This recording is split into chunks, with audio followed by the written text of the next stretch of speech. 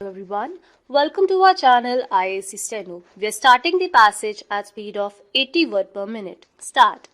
Madam Deputy Chairman, I rise to support the concept of a national housing policy, but I am afraid I cannot lend my wholehearted support to the policy as it has been framed. Madam Deputy Chairman, housing is an issue which should not be looked upon from a partisan angle, and I want to make it very clear right in the beginning. I will try, and it will be my effort not to introduce any politics into this question. I want members of both the sides to rise above petty partisan considerations and discuss this fundamental question. These basic issues in the spirit in which this house should discuss it. Having said this, Madam, I would like to state in the beginning that I am extremely disappointed by the manner in which this documented has been drafted and presented to this house. I must confess to this disappointment truly and genuinely. This is an effort on the part of the government to involve a national housing policy, and it is not a shelter policy.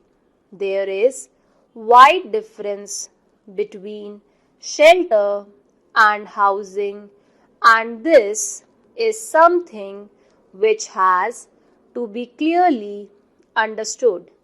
Housing constitutes a physical matrix in which human interaction occurs.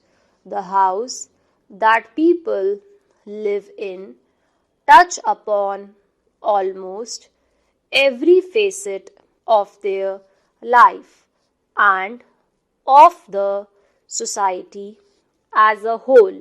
Housing, therefore, is not only a social or an economic issue, but it is also a major sociological factor which determine the kind of society that we want to build up and the quality of life of the people who live in that society, who are members of that society.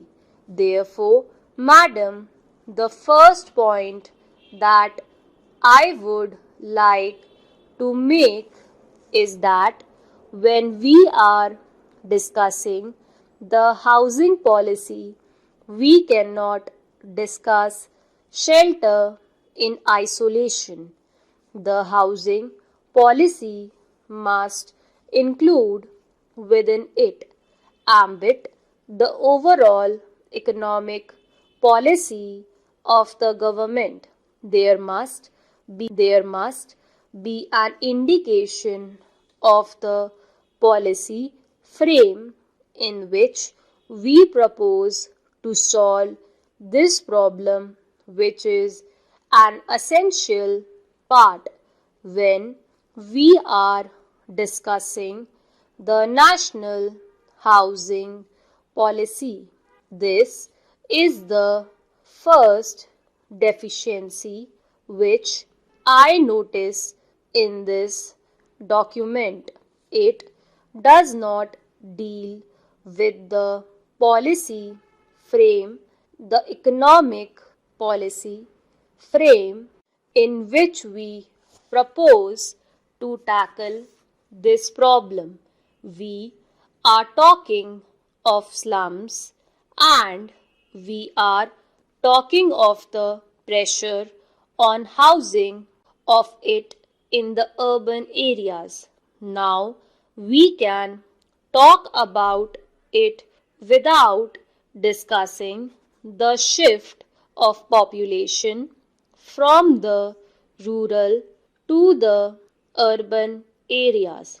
Can we talk about it without discussing the kind of economic progress in which we are entering?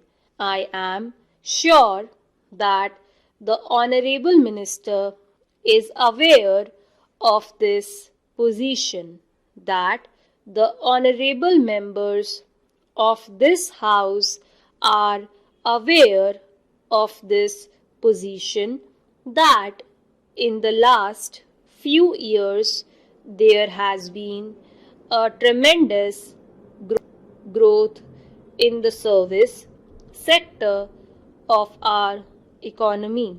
And what has been the result of that? The service sector, which include hotels, tourism, insurance, and such other forms of economic activity, has attracted large number of people into the urban areas. In fact, the rate of urbanization in this country is a part of our economic development, but it is extremely alarming in its proportion.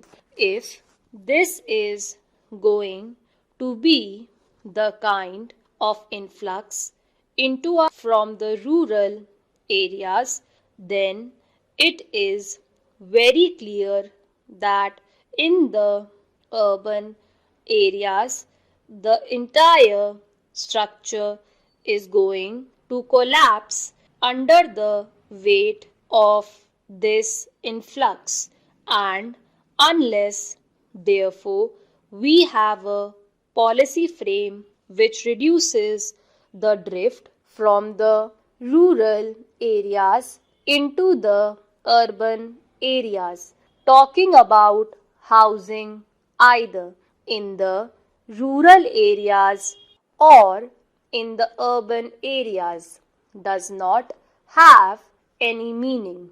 As a result of that pull, a lot of people are coming into the cities, and on the other hand there is a push effect in the rural areas because agriculture is lagging behind and unemployment is increasing in the village, and the people are bound to move into the cities. Therefore, Madam, the first question which I would like to ask the Minister is in what manner this policy envisages to curb this trend of movement of the rural people into the urban areas, because providing amenities to the urban areas, it is well known, is far more expensive than giving the amenities and the facilities in the rural areas. So, this is my first point. The second is that the policy does not define, Madam Deputy Chairman, the size of the problem either as it exists today or the size of the problem as it is to be in the future. The Minister has just now claimed by mentioning various figures, achievements which the government has made. But I would like to say that so far in the last 40 years, the government is merely tinkering with the problem. We have only touched the margin of it. We have never cared to get to the core of the problem. This policy document, if it is implemented, will only be marginally touching the problem. Stop.